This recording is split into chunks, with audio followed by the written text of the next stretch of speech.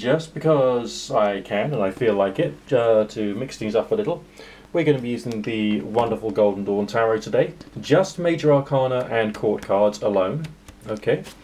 So that we've only got like imagery in the deck, because the pip cards with the Golden Dawn Tarot, as you can see, they don't have that much artistic or entertainment value, and you're watching this not only for therapy but also for entertainment purposes. So therefore I've got to do something at least a little bit visual in order to help you to think, wow, shit man, that's awesome, you know what I mean?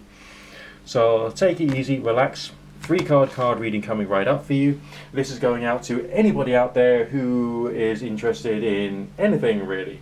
So this could relate to you, it could relate to your family, it could relate to your friends, it could relate to your past, your future, it could relate to things. But to the most part, people will just see this as a great opportunity to sit down, relax, chill out, and think about life, which you can't do during the normal emotional buzz and mental chatter and all that kind of stuff that just goes on and on and on incessantly and we can't stop. So what we do is we sit down, take a nice deep breath, we relax, and we think about what story is coming out in the cards or the stones or whatever divination tool we're using to see whether that can provide us with either a cautionary tale or maybe something which could possibly inspire us. We don't regard the message of the cards as being gospel. We regard it as being a number of suggestions explained to us through symbolism and through ideas and colour and that kind of stuff. But in this spread we've got 3 cards. All of them are characters because I've excluded the pip cards, okay? But what is the message behind the character? What is the message behind the imagery? What is the energy behind the energy behind the energy behind the energy? What is the meaning behind the meaning behind the meaning behind the meaning?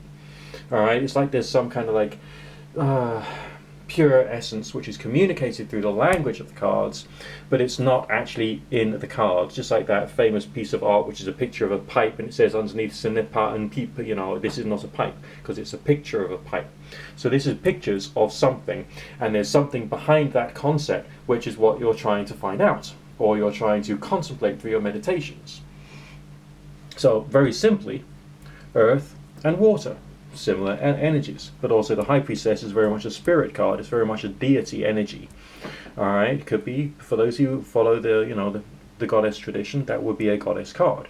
For those of you who don't, it could be the universal spiritual consciousness. But it's also about perception, understanding, cognition, emotional, creative, problem-solving skills being put into effect and having an extra force helping you along. So that seems like a peaceful, tranquil end of a complicated situation. A prophecy of calm, a prophecy of a calm mill pond and not a raging storm that's scaring you. This one here, the magician is portrayed as a very meditative character. Calm. There's something about the character's posture, as if he's controlling it for a reason so that his mind can work on other things. What is that about, and why would we have healing symbols associated with the magician card in this particular case? When your mind is working on different things apart from the immediate intensity of life, then maybe you can do some healing in terms of what's really going on.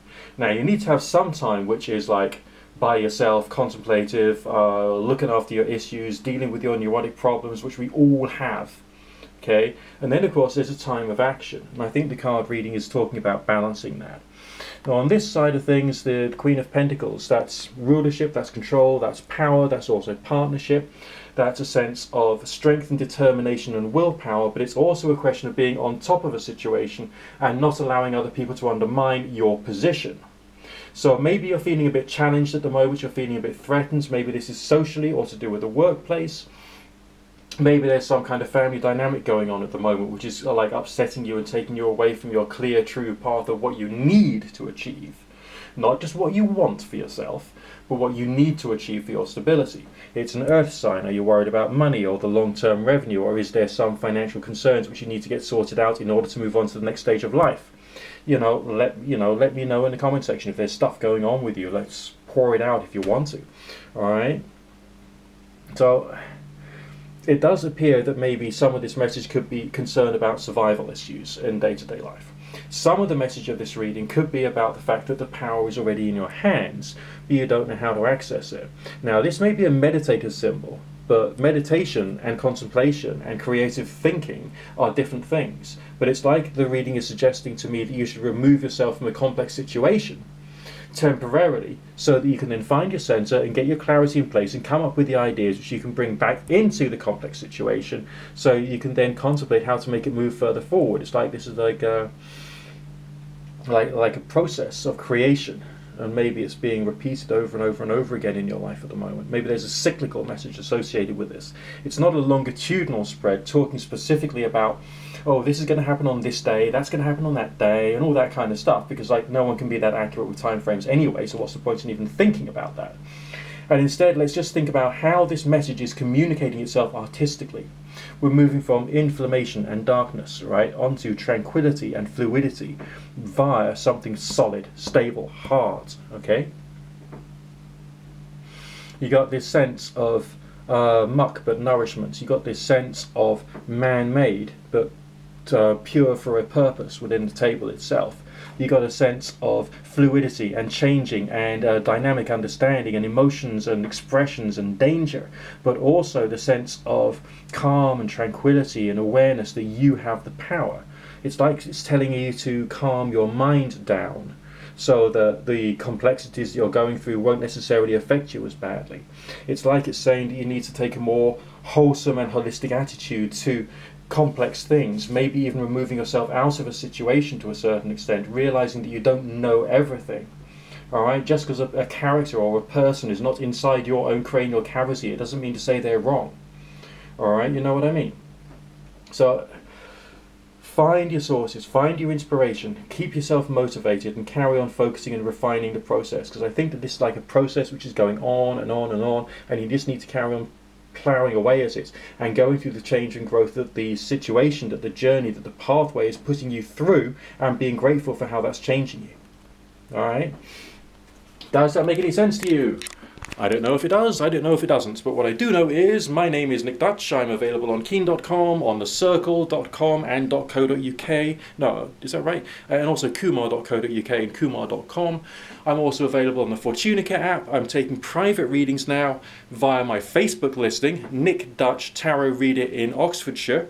So have a look out for that, make friends with that, communicate with me if you wish. So those will be like Zoom calls, and we can just do the whole thing that way. Build an agreement, talk to me, and yes, we'll try and find a way of fitting you in. What else can I say? Click the bell, notification icon, click the thumbs up, and subscribe. I shouldn't have to tell you to do this, but we're on YouTube, and this is the internet, and everyone's got attention deficit syndrome, so basically I've got to tell you every single time. And on top of that, I've got tons of old videos, right, on this channel. Click on my channel name, go to the videos section, use the search facility, search for nearly anything strange and abnormal and unusual, and you'll find me.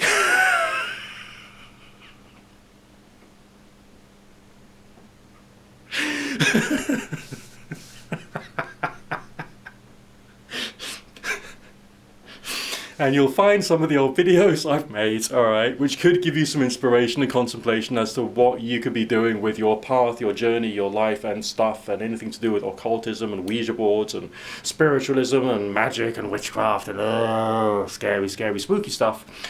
That's the kind of thing which I like as my fun, really. For those of you who are also like myself, looking after your health with Rife Therapy, I'm actually a Spooky 2 trainer, so you can probably find me on the Spooky 2 Rife for Life forum and then contact me that way if you want to, or you could just go through my other Facebook channels and talk to me about Spooky 2 if you've got a curiosity about increasing your wellness that way. Alright, speak to you in a bit, guys and girls. Look after yourself, and good fortune and God bless to one and all.